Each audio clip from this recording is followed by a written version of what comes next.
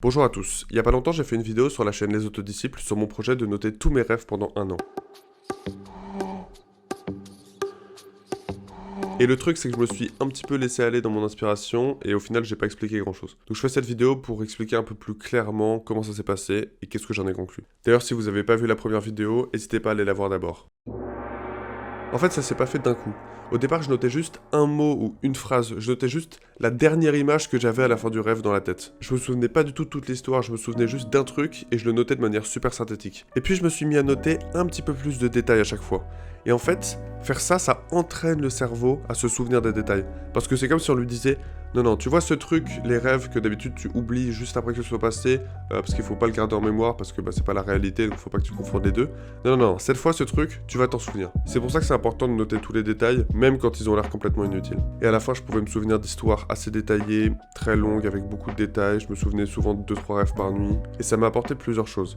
La première chose que ça t'apporte, c'est que ça t'apprend des choses sur toi-même. Par exemple, souvent, mes rêves me montraient que j'avais peur de quelque chose. Alors que j'avais pas l'impression d'avoir peur dans la réalité. J'avais juste l'impression que par exemple j'ai fait quelque chose et j'ai pas envie que quelqu'un l'apprenne. Ouais, j'avais juste l'impression, j'ai pas envie que cette personne l'apprenne. Mais j'avais pas l'impression d'avoir peur. Mais dans mes rêves, il se passait quelque chose de vraiment similaire à ce qui s'était passé dans la réalité. Et là j'avais vraiment peur. C'est un peu pareil pour mon enfance parce que dans ma vie quotidienne, je passe même pas 1% du temps à penser à mon enfance. Alors que dans mes rêves, ça revient très souvent. Très souvent.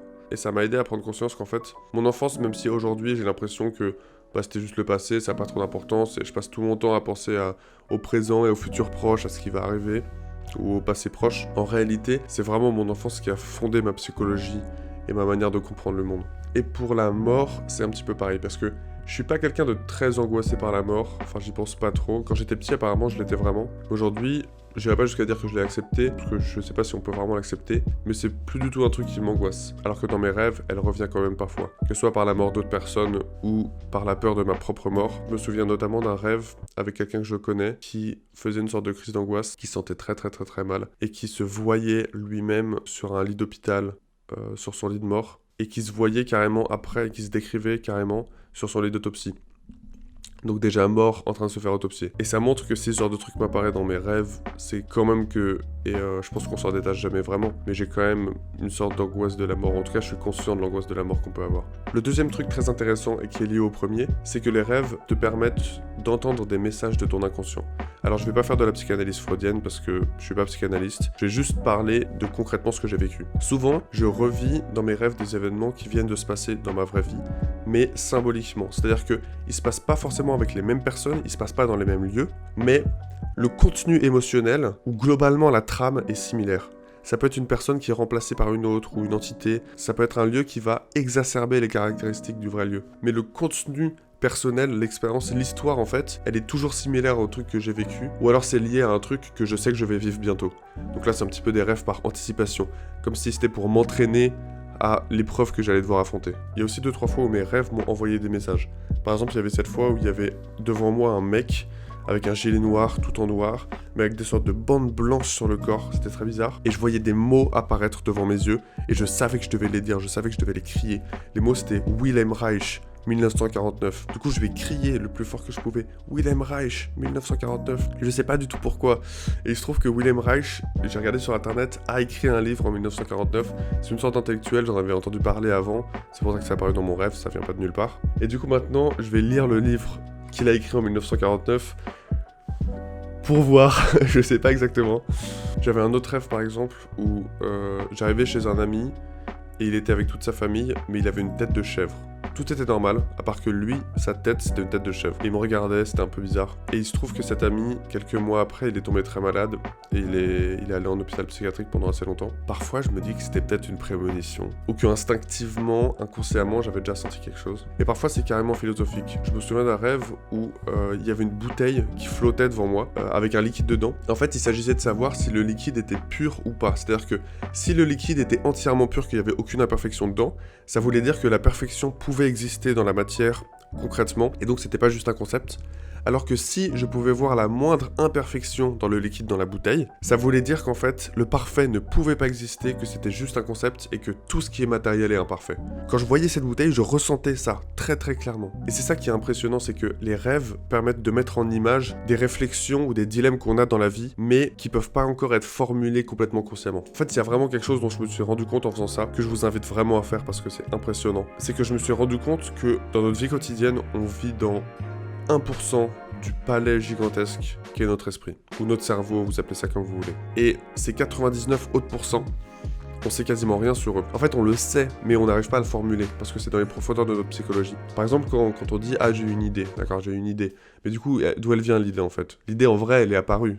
Tu sais pas du tout d'où elle vient l'idée, tu peux pas retracer le truc « Ah, j'ai eu cette idée, et je sais comment... » Ben non, en vrai, t'étais comme ça, et là, ah tiens, j'ai une idée. Et en fait, cette idée, elle vient pas de nulle part. Elle vient des profondeurs de ta psychologie, elle vient de ton inconscient, tu peux appeler ça l'inconscient ou comme tu veux. Mais elle vient de ce truc qui fait partie de toi, mais que tu ne peux pas contrôler. Et ce truc essaye souvent de transmettre des messages. C'est un peu comme l'instinct ou l'intuition. Souvent, on a une intuition de quelque chose, mais on peut pas du tout expliquer rationnellement pourquoi. Et souvent, cette intuition finit par être bonne. Parce qu'en fait, inconsciemment, on avait compris des choses qu'on ne pouvait pas formuler dans le langage. En fait, les pensées qu'on a en langage, c'est juste la surface. C'est vraiment juste la surface de ce qu'on est. En réalité, il y a tellement de choses en dessous. Et c'est exactement la même chose pour les artistes. Très souvent, les artistes, ils font des œuvres dont ils ne comprennent pas complètement le sens consciemment. Mais d'un coup, ils sont possédés par le démon de l'art.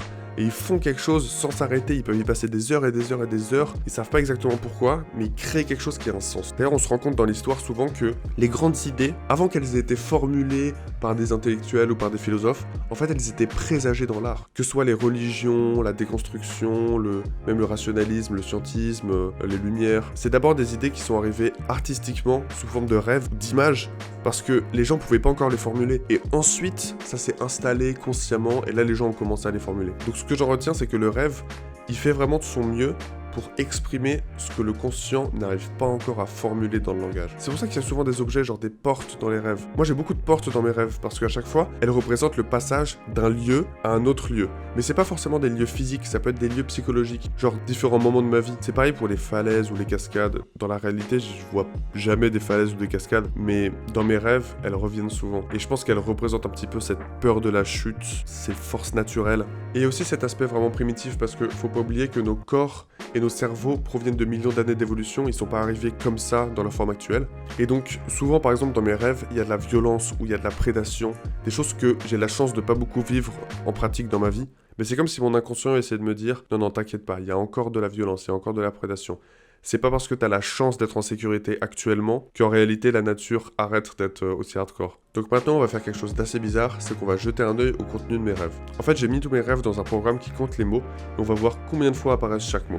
Donc à chaque fois vous avez le nombre de fois où le mot apparaît en tout, et à côté vous avez le mot. Par exemple pour les lieux, ça se passe souvent dans ma maison, ma chambre, et souvent comme je vous disais, on a des cascades, des falaises, des procès.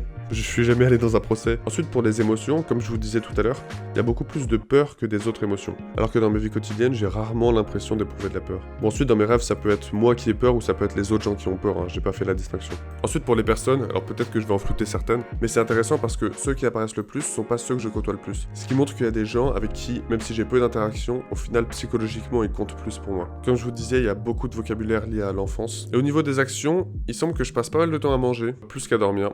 Au niveau de tout ce vocabulaire-là, lié au crime, c'est un petit peu ce que je vous disais tout à l'heure. Je vis pas beaucoup ça dans ma vie concrète. Par contre, ça revient quand même dans mes rêves. D'ailleurs aussi, je vais ramener ça là, mais quand on compare, si je parle plus de filles ou de mecs, concrètement il y a plus de filles dans mes rêves. Carrément plus. Ensuite, il y a ces mots-là, je sais pas trop quoi en faire. Porte, chèvre, je sais pas pourquoi. Je comprends vraiment pas pourquoi il y a des chèvres, des araignées, des chiens. Les fouets ou l'action de fouetter. Bon. Donc j'espère que vous avez aimé la vidéo. Si c'est le cas, n'hésitez pas à mettre un like, à vous abonner et à partager à vos amis. Et si vous avez des idées de projets comme ça qui peuvent être intéressants, n'hésitez pas à les proposer en commentaire. Allez, ciao!